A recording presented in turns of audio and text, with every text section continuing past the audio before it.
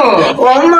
হ্যাঁ, ও মা গো, এই যে মুজো আনতে গেছে, এদিকে আসো,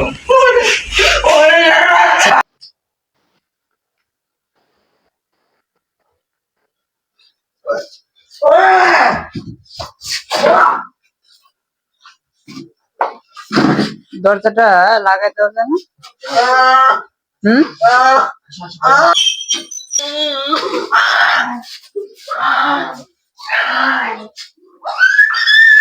মোজা আনতে গেছে তো, বলছি না সেটা দাও। মোজা আনতে গেছে বলছি না, তোমারে বলছি না মোজা আনতে গেছে। ভাইয়ারে মারতেছো কেন?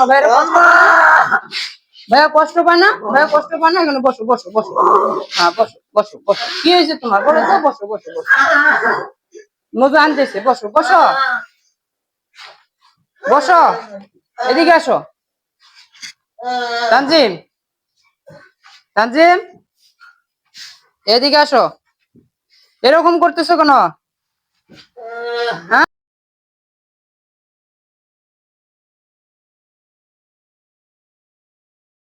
মোজা আনতেছে, তাড়াতাড়ি লো, তাড়াতাড়ি লো, মোজাটা আনলে দাও।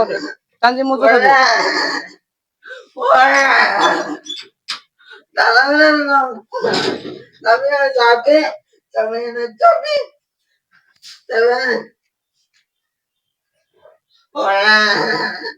আসসালামু আলাইকুম। সম্মানিত ভাই, আপনারা সাইড মিডিয়া।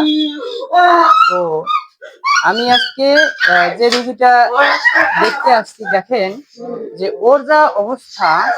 হ্যাঁ, ও কিন্তু 7 বছর বয়স পর্যন্ত ছেলেটা কিন্তু অনেক সুস্থ ছিল। 7 বছর বয়স পর্যন্ত সে পুরোই সুস্থ ছিল।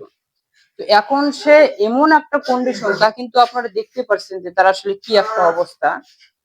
ওর কিন্তু বাবা না মা কেউ নাই, ওনারা কিন্তু 2 ভাই, বাবা মা কিন্তু নাই, তারা কিন্তু মারা গেছে।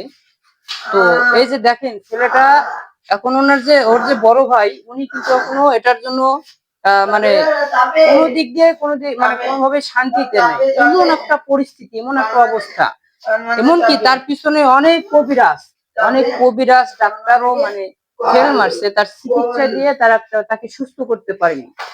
এমনকি টাকা পয়সাও প্রচুর পরিমাণে খরচ হয়েছে।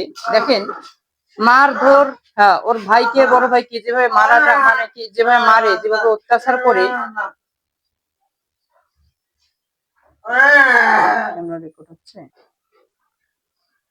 তো দেখেন এখন ওর পুরাটাই মানে একবারে সে পাগল হয়ে গেছে, এমন একটা অবস্থা। তো এটা কিন্তু সম্পূর্ণরূপে এটা তাকে কিন্তু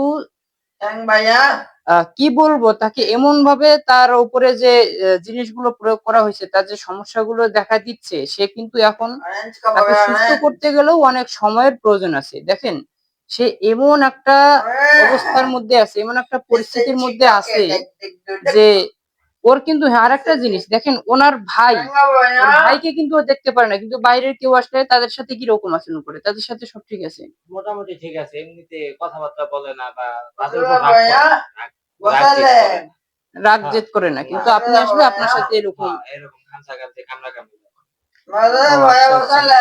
হ্যাঁ, তো ওর ভাইকে দেখতে পারে না, বুঝছেন, মানে ওর মূল শত্রু হচ্ছে ভাইকে। তো এখানে অন্য একটা কাহিনী আছে, এটা আমি অবশ্যই এখানে বলতে চাবো না, এটার কারণ আছে অবশ্য, কোন একটা কারণে কিন্তু এই সমস্যাটা হচ্ছে। তো আমি যেহেতু আমাকে ওনারা ইনফর্ম করছে, আমি অবশ্য আসলাম, দেখলাম। তো এখন আমি ওর চিকিৎসাটা হাতে নেব আর কি।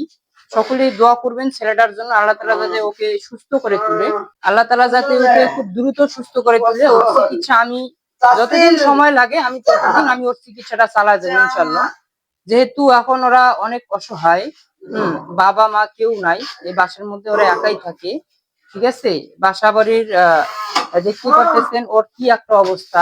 এখন ওই ভাই কিন্তু এখনো বিয়েও করতে পারেনি, মানে এটার জন্য পড়াশোনা বলেন, বিয়ে শাদী বলেন, মানে কোনো কিছুতেই সে মানে স্থির থাকতে পারতেছে না, ওর এই ভাইটার জন্য এমন একটা অবস্থা, বুঝছেন। সে একবারে তাকে মারে, এগুলোতে খামচাইয়া, এমন একটা অবস্থা, মানে এনি টাইম সে বাড়িতে থাকলেই সমস্যা।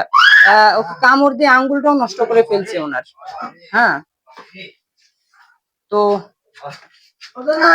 দেখতে পাচ্ছেন, সকলে ওর জন্য দোয়া করবেন, সকলে ওর জন্য দোয়া করবেন, সকলে ভালো থাকবেন। আচ্ছা দেন। তো ঠিক আছে, সকলে ভালো থাকবেন। আসসালামু আলাইকুম।